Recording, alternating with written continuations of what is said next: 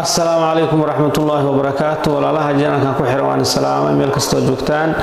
الله يحفظيه الله يناليه فضلا. هذا نوع عصب تاي سكريب صارو سياد ولا سعوته وعيجين تان هل كان صور دقنو عاوي ومقال عصب.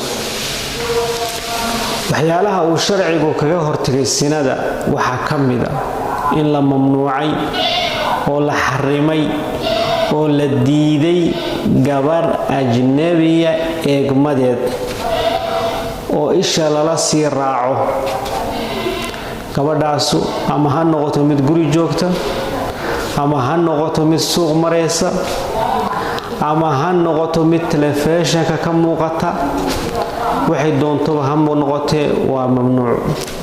ilaahay baa quraankiisa kariimka wuxuu ku leeyahay qul lil mu'minina yaghuddu min absarihim wa يحفظوا فروجهم ذلك أزكى لهم. يا الله هدلايا وحال الله هدلايا دتك مؤمنين تا وحال الله هدلايا دتك ربي رسول كيس دغيسناي وحال الله هدلايا دتك أوامر ربي ودغ نغل waxaa lala hadlayaa dadka rabbi u hoggaansamay dadka yiri samicnaa wa ata'naa baa lala hadlayaa.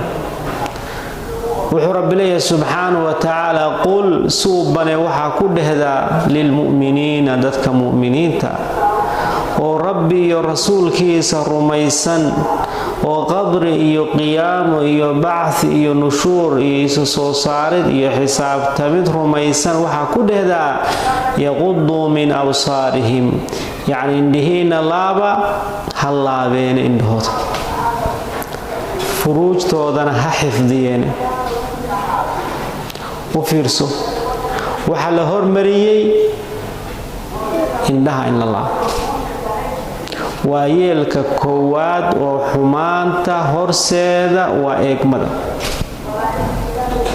eegmada weyn. marka iyadii baa laga bilaabay si aan faaxishadii u faafin si aan sinadii u dhicin si aan guryihii u burburin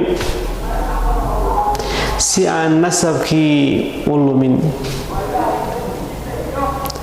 marka walaalayaal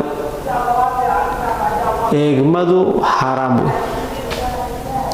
nabigu xadiis kale wuxuu ku leeyahay eegmada tan horeeto lak wa thani alik yacni eegmada adigoo wadda iska maraayo hadday mid kugu soo baxdo oo indhahaaga ku dhacaaniin waxaa rabaa isla markii inay indhahaaga ceshato.